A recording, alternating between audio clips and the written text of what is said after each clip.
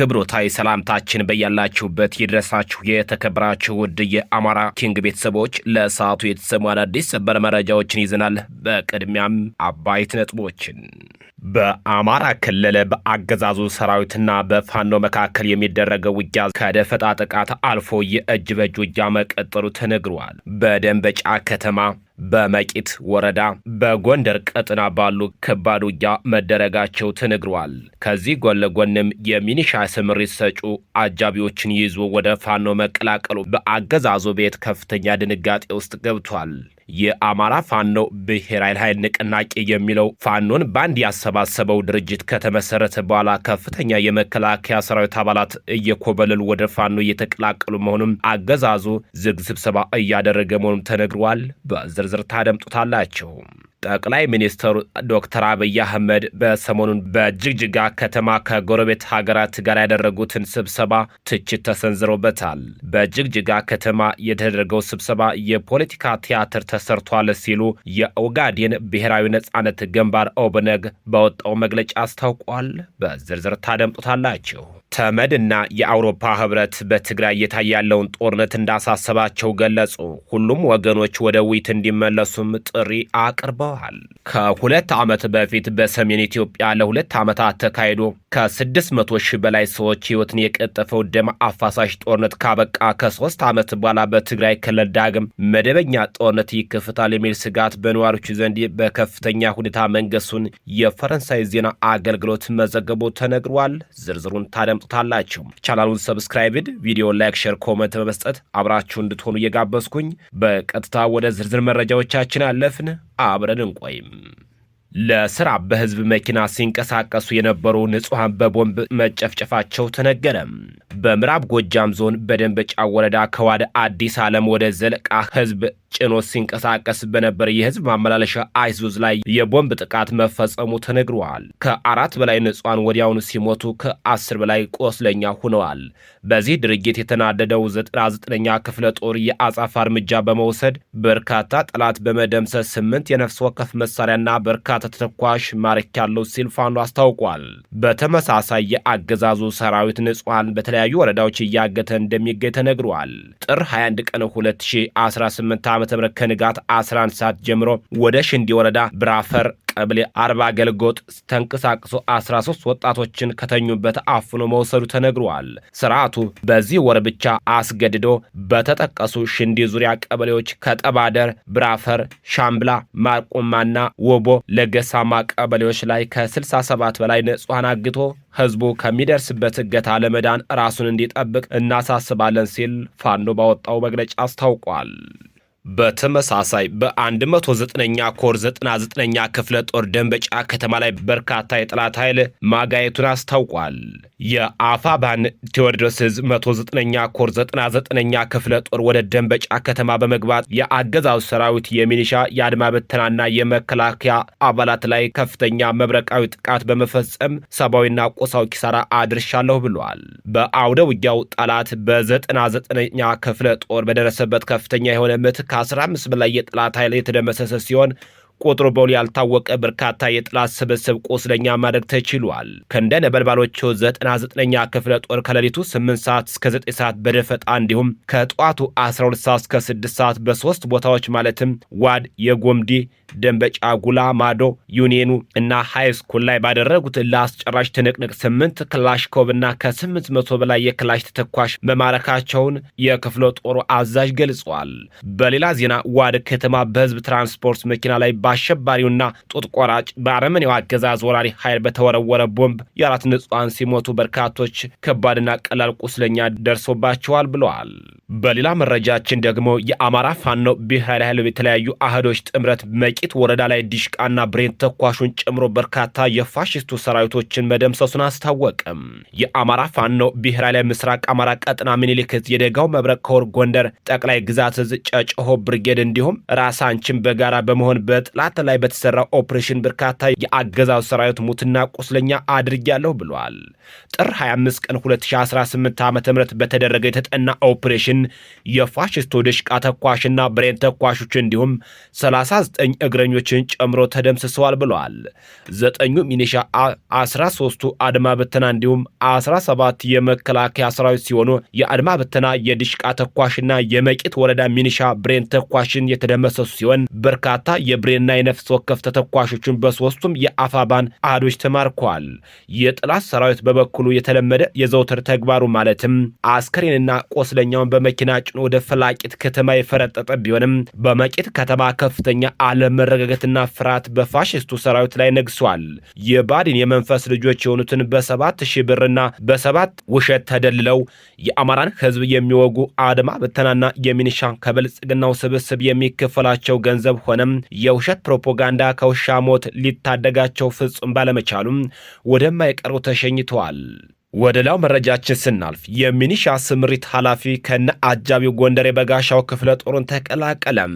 የኦህዴድ መራሹ የብልጽግናው ስርዓት አገልጋይ የነበሩ ወንበር አስጠባቂ የሰራዊት አባላት የአማራ ፋኖ ብሔራዊ ንቅናቄ አፋብንን መስረታን ተከትሎ እንደ እምቧይ ካብ እየፈረሱ የፋኖን ኃይሎች እየተቀላቀሉም ይገኛሉ።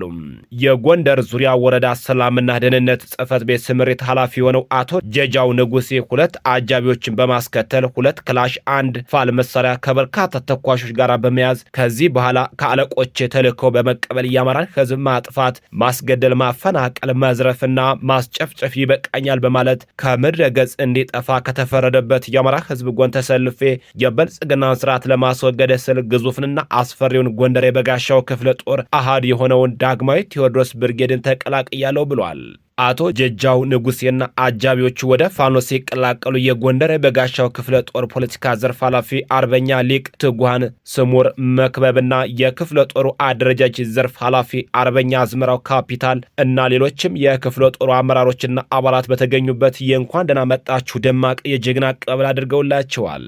አሁን ላይ በጎንደር ዙሪያ ወረዳ ሰላምና ደህንነት ጽሕፈት ቤት ውስጥ ከፍተኛ የሆኑ ድንጋጤና አለመተማመን የተፈጠረ ሲሆን የሚኒሻ አባላት ስምሪት ሙሉ ሙሉ ቆሞ ማን መቼ ምን መሳሪያ ይዞ ይጠፋል የሚል ስጋት አይሏል።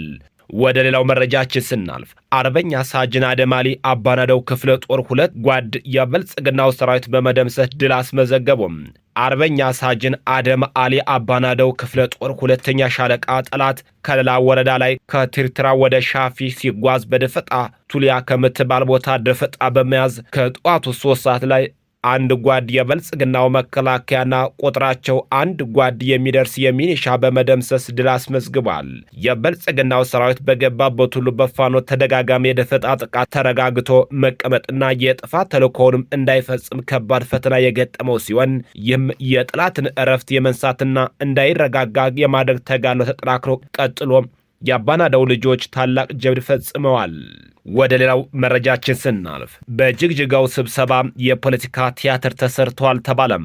የኦጋዴን ብሔራዊ ነጻነት ግንባር ኦብነግ ባወጣው መግለጫ የኢትዮጵያ ጠቅላይ ሚኒስትር አብይ አህመድ በጅግጅጋና ባይሻ በልማትና በክልላዊ ትብብር ሽፋን ያደረጉትን የፖለቲካ ትዕይንት እናወግዛለን በማለት ጀምረዋል።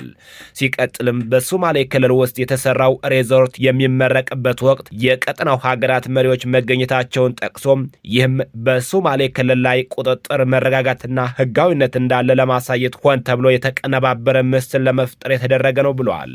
ኦብነግ የሸበሌ ሬዞርት ምርቃን በዚህ መግለጫ የልማት ምዕራፍ መክፈቻ ስነ ስርዓት አልነበረም ብሎታል። አባባሉን ሲያብራራውም አብይ አህመድ ከጎረቤት ሀገራት ለመጡ መሪዎችና ከፍተኛ የክልሉ ባለስልጣናት ሶማሌ ክልል በሱ ቁጥጥርና ትዕዛዝ ስር መሆኗን የገለጸበት ነው ያለው ኦብነግ ጨምሮም ይህ የፖለቲካ ቲያትር የተሰራው በአማራ፣ በአፋር፣ በቤኒሻንጉል ጉሙዝ፣ በጋምቤላና በሶማሌ ክልል ጭምር ግጭቶችን በተስፋፋበትና የማዕከላዊ መንግስት አቅም በተዳከመበት ወቅት ነው ሲልም ከሷል። ፓርቲው በመቀጠልም ይህ ትዕይንት የተፈጸመው በምስራቅና ምዕራባዊ ትግራይ በተከፈተው አዲስ ጦርነት የመንግስት ወታደሮች በቲዲኤፍ በተሸነፈበት ማግስት ነው። በአማራ ክልልም በፋኖ እንቅስቃሴ የተነሳው ሰፊ ቦታዎችን ከመንግስት ቁጥጥር ውጭ ባሉበት ወቅት ነው። በኦሮሚያ ውስጥም ግጭቱ እንደቀጠለ ነው ያለ ሲሆን እነዚህ ሁኔታዎች የመንግስትን ስልጣን ያበቃለት መሆኑን እንደሚያሳይ ጠቅሷል። ኦብነግ ጨምሮም አገዛዙ ሀገሪቱን በወታደራዊ ሆነ በፖለቲካ መረጋጋት ባለመቻሉ ውድቀቱን ለመሸፈን ሪዞርቶችን እያስመረቀ ነው ካለ በኋላ ትላንት የተመረቀው የሸበሌ ሪዞርት ካለ ሶማሌ ህዝብ ፍቃድ የተሰራ መሆኑና የሶማሌን ህዝብ የማይወክል መሆኑን ገልጿል። ከ2 ዓመት በፊት በሰሜን ኢትዮጵያ ለ2 ዓመታት ተካሂዶ ከ600 ሺህ በላይ ሰዎች ህይወት የቀጠፈው ደም አፋሳሽ ጦርነት ካበቃ ከ3 ዓመት በኋላ በትግራይ ክልል ዳግም መደበኛ ጦርነት ይከፈታል የሚል ስጋት በነዋሪዎቹ ዘንድ በከፍተኛ ሁኔታ መንገሱን የፈረንሳይ ዜና አገልግሎት ኤኤፍፒ ዘገበም። ባለፉት ሳምንታት በምዕራብ ትግራይ ጸለምት አካባቢና በትግራይ ምስራቃዊ አቅጣጫ በአፋር ክልል አዋሳኝ ቦታዎች ዳግም ውጊያ መጀመሩ ዘግቧል። ቅዳሜ ዕለት በጭነት መኪኖች ላይ በተፈጸመ የድሮን ጥቃት ቢያንስ የአንድ አሽከርካሪ ህይወት ማለፉ የተሰማ ሲሆን ወደ ትግራይ የሚደረጉ የአየር በረራዎች ከባለፈው ሐሙስ ጀምሮ እንደተቋረጡም ናቸው። በአዲግራት በአክሱምና በመቀሌ የሚገኙ ነዋሪዎቹ ለዜና ወኪሉ እንደገለጹትም አሁን ያለው ሁኔታ ከዚህ ቀደም የነበረው አስከፊ ትዝታ ቀስቅሶባቸዋል። በአክሱም ከተማ የሚገኙ ባንኮች ጥሬ ገንዘብ መስጠት ማቆማቸውን፣ የንግድ ሱቆችም ሸቀጦችን መደበቃቸውን ገልጿል።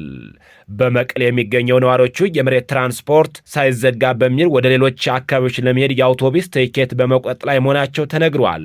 ትልቅ ፍርሃት ግጭት ወደ መደበኛ ጦርነት ተቀይሮ እንደቀደመው ሙሉ ከበባ ውስጥ እንዳንገባ ነው ሲሉ በመቀሌ የሚኖሩ የ35 ዓመት ወጣት ስጋቱ ገልጿል። ግጭቱ በኢትዮጵያና በኤርትራ መካከል ወደሚደረግ ቀጥተኛ ጦርነት ሊያመራ ይችላል የሚለው ስጋት በዓለም አቀፍ ማህበረሰብ ዘንድ እየገነነ መጥቷል።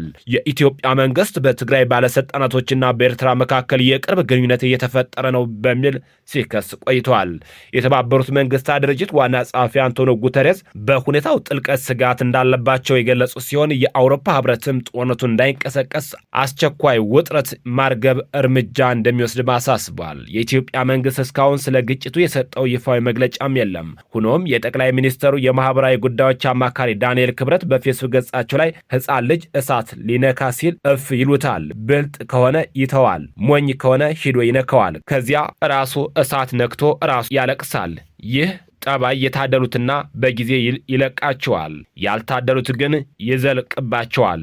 አሁንም እፍ የሚል መልእክት ጽፈው ተመልክተናል። የተከበራችሁና የተወደዳችሁ የአማራ ኪንግ ቤተሰቦች ለሰዓቱ ያዘጋጀንላችሁ መረጃዎቻችን እነዚህን ይመስላሉ። ከቆይታዎች በኋላ ደግሞ በሌሎች አዳዲስ መረጃዎች ዳግም እንገናኛለን። በያላችሁበት ሰናይ ጊዜን ተመኘው። ጤና ይስጥልኝ።